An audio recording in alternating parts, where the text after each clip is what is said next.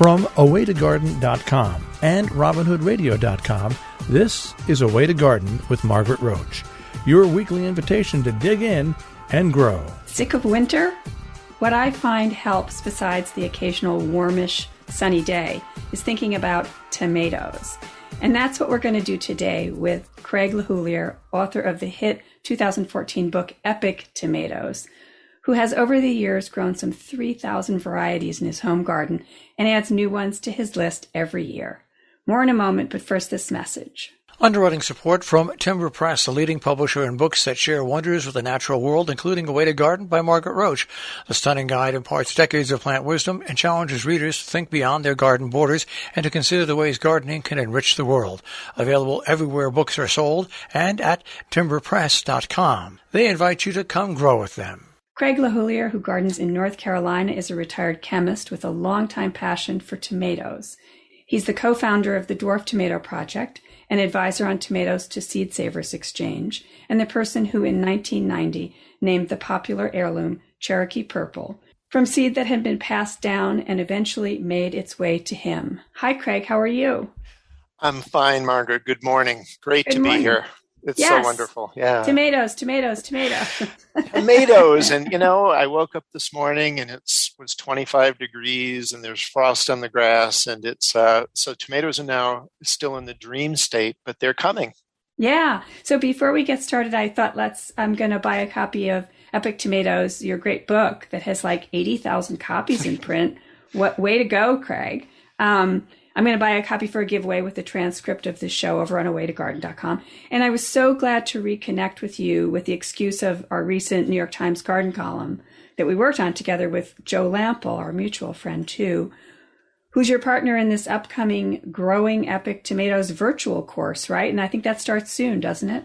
It starts very soon. And in fact, Joe will essentially hijack my life for the next few weeks as we do some, last year was the launch, and we actually created the course as we went along. What's going to be great about it this year is that it's essentially done now and it's self-paced. So people will be able to just take their time, work their way through it. And working with Joe was just an absolute joy. So any chance I get to interact with either one of you makes my day.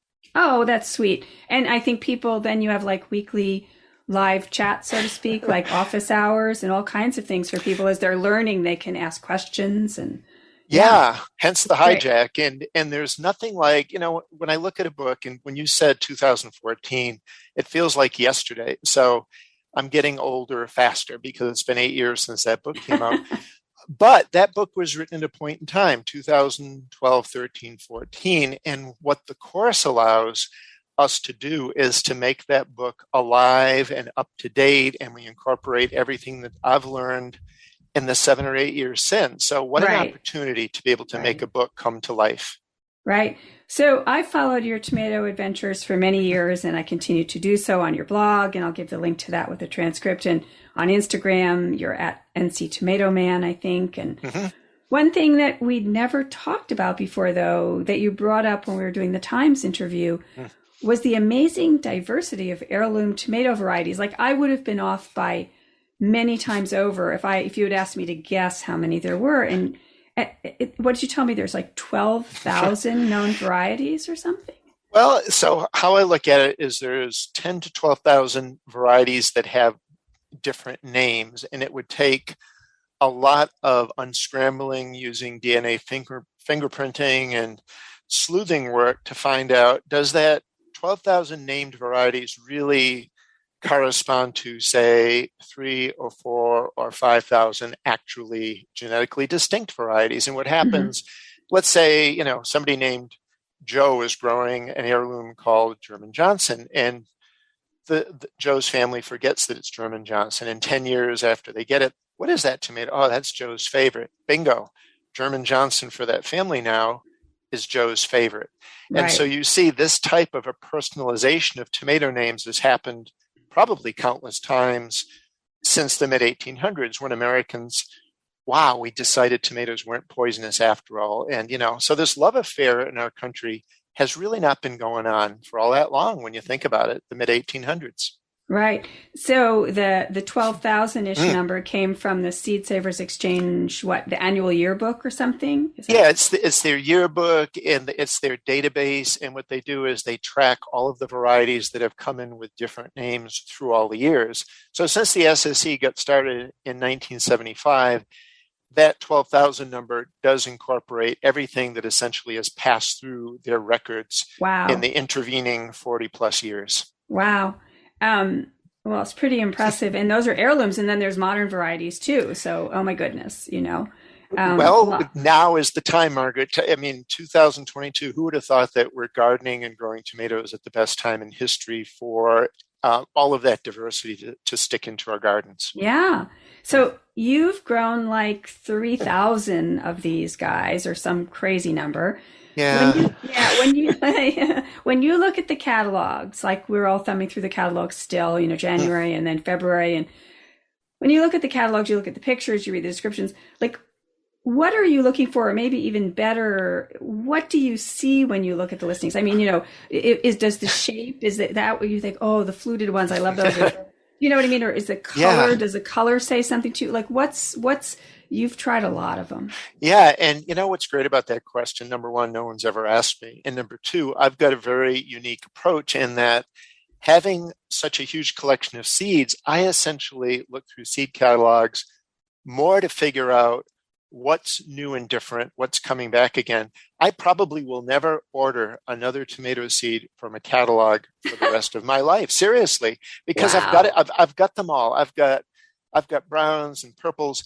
And what I find is happening is the things that are ending up in catalogs these days, it's the flashy colors, it's the flashy names. It's typical marketing 101 that we've used in this country forever. It's not snake oil selling. It is how do I get people's attention?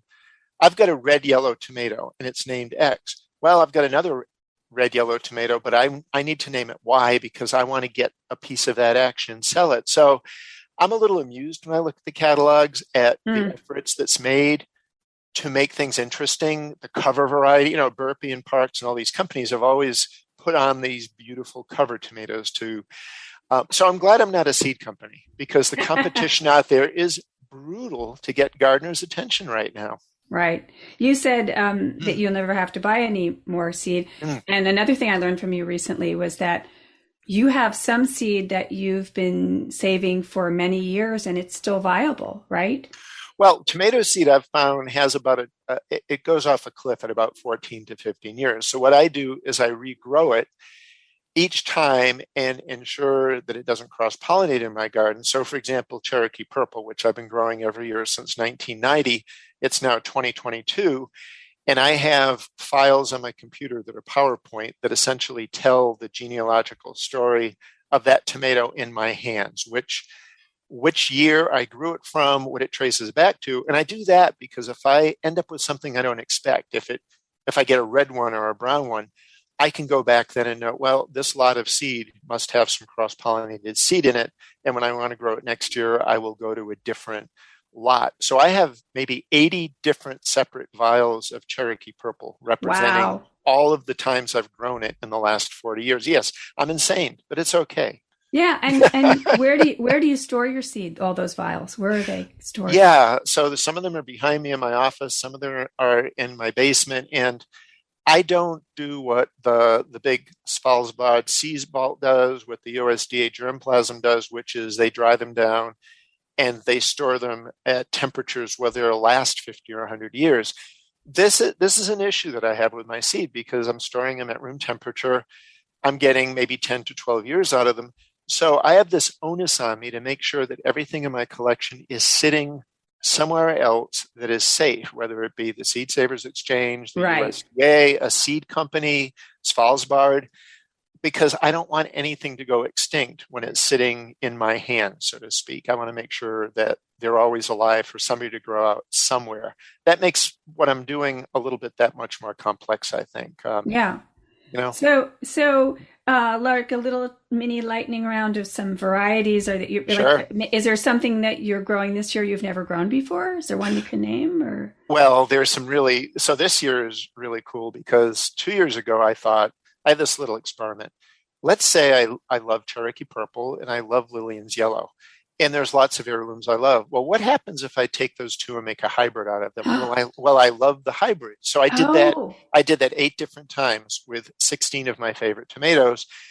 Last year, the best tomato in my garden was the hybrid that was Cherokee Purple times Lillian's Yellow Heirloom.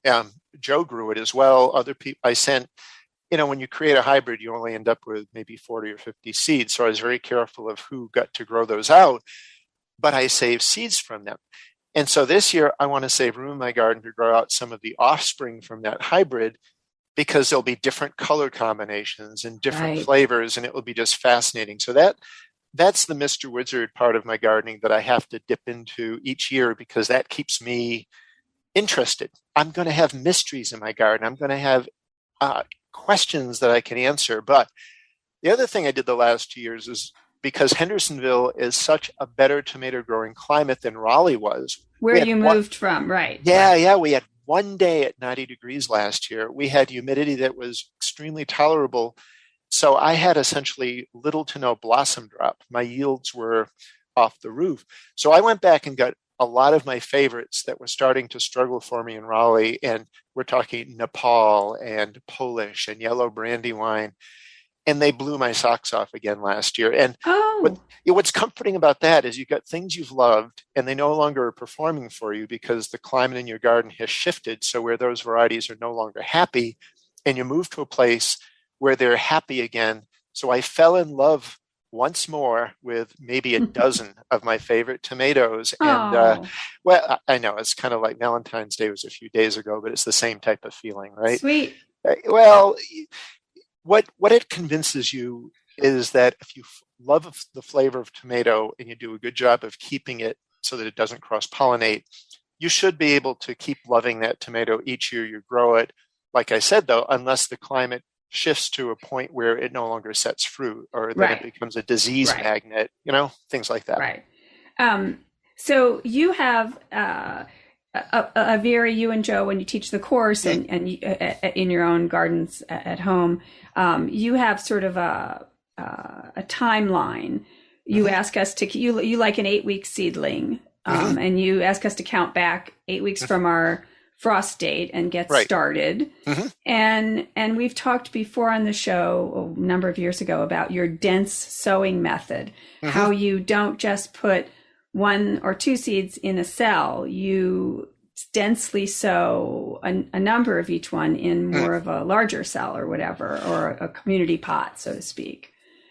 Yeah, actually the same type cell. So I've got that 50 plug flat that I like. That's about 1.5 by 1.5 inch square. And so maybe an example would be, there's a fellow named Phil Shackelford who had a family heirloom, and he sent me 2 seeds. So I planted 1 and it germinated, and that variety is now in the Victory Seed Catalog. And Phil is now all excited that his family heirloom can be shared, and it's the biggest tomato I've ever grown. But what I want to do illustratively next to it was Sun Gold, which I liked. People were buying a lot of Sun Gold seedlings from me. So I would sow 50 to 75 seeds in that same type cell. And you end up, and it really is an efficiency trick. And certainly not everybody has to or even should do this, but it is possible. And that's because if you wanted to create 3,000 or 4,000 or 5,000 seedlings, you can do it with 2 plug flats in a very small footprint in your office or growing area. Whereas if you were to do 2, 3, 4 seeds a cell to create the same number of plants, every surface in your house would be covered with growing. So it really was just something that I learned about. You can be efficient. And, some of the people that have gotten the biggest benefit out of the dense planting are not even the tomato growers. It is the beet growers. When I discovered that you can dense plant beets, and because each beet seed is actually a cluster of actual seeds, you don't have to thin the beets in your garden anymore. You can just thin the beets out, 1 little plant to a plug flat, and then plop those plugs into your garden every 3 inches. You get these perfect round beets. Now, you do have to enjoy playing in the dirt, spending hours at the bench, separating out seedlings, using a gentle touch. But I find that extremely therapeutic. When my hands are with seedlings or with potting mix, that's when I'm actually at my happiest. Right. And so I don't mind doing that, but it isn't for everyone. But it's out there as a tool to use for those who need it. Right. So you started doing it, and Joe does it because he does a plant sale, and you used to do a plant sale back in Raleigh and so forth. And so you'd grow thousands. Right. But even for those of us, like say you want to do sauce or canning of tomatoes and you want 12 of a particular variety. And by the way, what's a great heirloom for canning? I know Roma's the classic. Well, so Martino's Roma is probably the best of the Roma types, but to me, Roma is still, it is a canning tomato. It's a sauce tomato. It's not my favorite fresh eating. Right. So what I've gone with is things like Golden Ox Heart or Anna Russian or Cancelmo. They're the big 1 pound heart-shaped varieties, which, because they have this genetic trait to have very few seeds and very dense flesh, they work for canning and sauce making equally as well as the typical traditional Roma types. Okay. But they have a much higher flavor intensity to them. So you end up with much better flavored sauce using those types. So let's say I wanted to do a row. I was going to, maybe with my cherry tomato, I might have one plant because I'm a small household. But like if I wanted to do my sauce for the year or whatever, I might have 6 or might have 12 plants. Right. So, so if I wanted to dense sow those 8 weeks before frost, for the transplant date, I could put those instead of, again, like taking up 12 cells, 2 6-packs, I could have them in one cell or in a 3.5 inch pot, a community pot. And I have a small light, and I'm just trying to illustrate for people that even if they're not doing a giant plant sale of thousands of plants, that would only be taking up that little square for the first 4 weeks of its life, those 12 plants, That's exactly right. And I would be able to move my lettuce seedlings under my lights because I just have a small light rig.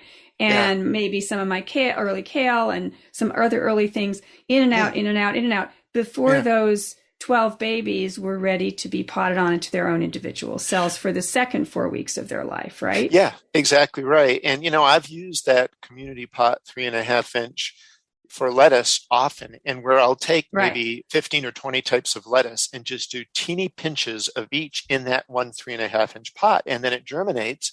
Maybe I'll have 50 or 60 plants, but they're all different colors. And then once I start to decide what I'm going to transplant, I can choose what I think would be an attractively colored mix when I pluck those out and either put them in individual containers. What I like to do with lettuce is move them to 6 to 9 plants for a 3-inch pot. They really don't mind root disturbance at all. You can, there are certain plants that are a little bit fussy, but others, tomatoes, peppers, eggplant, lettuce, greens, you can be kind of abusive on them as you're moving them around and transplanting them, and they don't. Sometimes I feel like they just get relieved when they find fresh potting mix and a nice drink of water, and they get separated from their friends. Well, and if you see in nature when a plant self-sows, it frequently densely self-sows. Yes. So it's not that we're doing something to them that's not almost natural. Yeah, I think what we do sometimes with gardeners is more unnatural by trying to make everything so separate and tidy. And symmetrical, right. Yeah, that is a fantastic analogy you just made, because the best way I've seen Mexico midget varieties grow is to have a container where they grew in, they self-seed. All of a sudden, you've got these little clusters of 15 or 20 tomato plants coming up where each little cherry tomato fell. They're coming out of the husk of that dried tomato. Correct. And you just kind of separate them out, put them in your garden. Cherry tomatoes are equivalent to weeds. You can't kill them. You can only hope to contain them. So one of your other tricks, tips I love, and it's, I guess because it's the same way I do it, I gave up on using those domes, that come with the seed flats, or getting domes to go with seed flats. And I use plastic wrap, and you use plastic wrap. So after we've sown and we have our medium is moistened and we've sown and we've sprinkled some more, I think you use your colander to shake some, filter some more medium over the babies and mist it again. You put plastic wrap on, right? Yep. Just loose. And the only downside of using it is anybody who's ever used a saran or a cling or whatever, it is so clingy. So you really have to be careful as you flip it each day, because it will. So there are very few times people hear me swear in the garden. One is when the hose kinks. The other is when the plastic wrap all hinks onto itself, and I have to keep getting fresh pieces of it. And you flip it every day in order to keep disease down, or what? Yeah, because so I've got a heat mat, and that's moist medium, which means that in the room is a little bit cooler. So each morning when I look in at that, condensation has formed as the warm soil meets. And what I don't want is that same moisture touching the top of those seedlings day after day after day, because damping off is the biggest enemy of very young seedlings. And by doing that daily flip, that means the plants get reunited with a nice dry side of that plastic wrap each day, and then the wet part, which is now on the top facing out, that dries during the day. So you just can use that same piece, flip it. And I've never had a damping off problem since I've gone with that. So yeah, I normally, once the babies are up, I not only remove the heat mat, but I also usually get rid of the plastic or the you know what I mean? I don't leave it once they're well up and growing. Right. Oh yeah. Well, so if I've got 50 cells with 50 different types of tomatoes, there will be some natural variation on the timing of those. And once just about the majority of them have poked their head off, you're right, that plastic. Yes. But then you've got to really watch your watering, because you're densely planted. Those plants are going to draw up more water. Yes. And that's the other enemy of a young seedling that's so shallowly planted seed. Those seeds aren't that deep yet. So you can dry that off pretty quick. You got to just watch your watering. But once you get the hang of that whole technique, it's a game changer. And I don't even think about it. It goes by so easily and so fast that I get a little disappointed, because it is one of my favorite parts of the gardening season is sowing seeds and watching them come up. More fun than, trying to tie a 10-foot plant to a stake and having it break off in a thunderstorm and, all that stuff.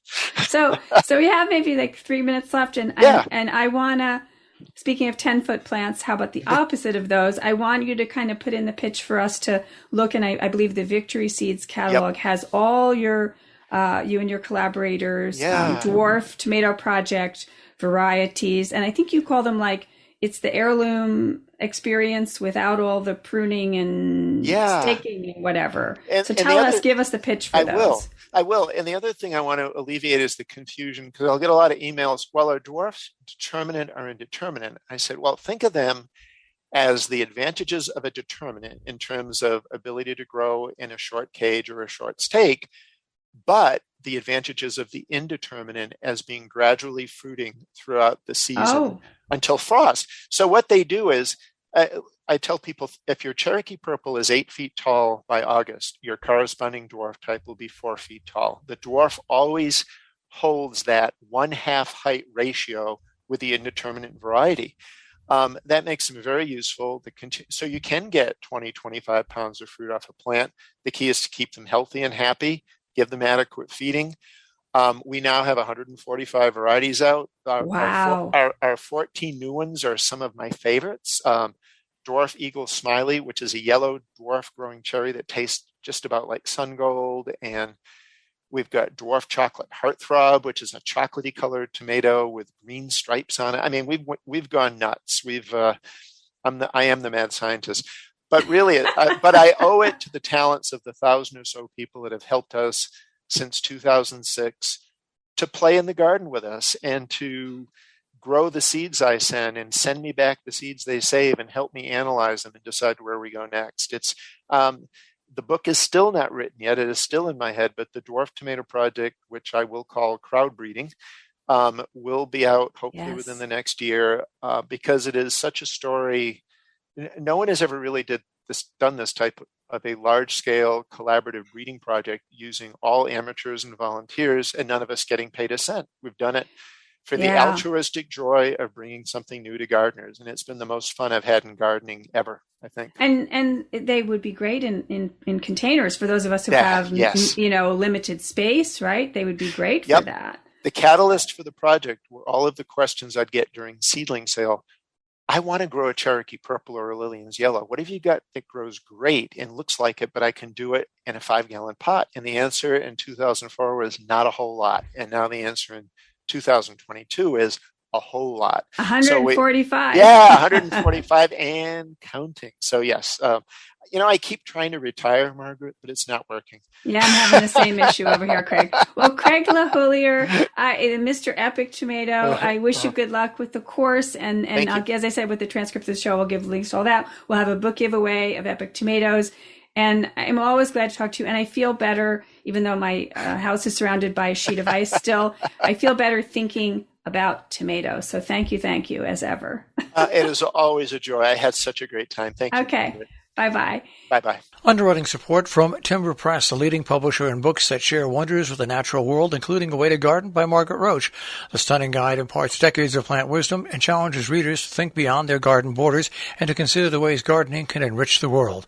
Available everywhere books are sold and at timberpress.com. They invite you to come grow with them. And thanks to all the rest of you for tuning in too. Now, don't miss an episode. You can subscribe free to the podcast version of the show on Apple Podcasts or on Stitcher or on Spotify. And you can find me anytime at awaytogarden.com or on Facebook and on Instagram as @awaytogarden. And happy tomato dreaming and gardening meantime. A Way to Garden with Margaret Roach is a joint production of awaytogarden.com and the smallest NPR station in the nation, Robin Hood Radio.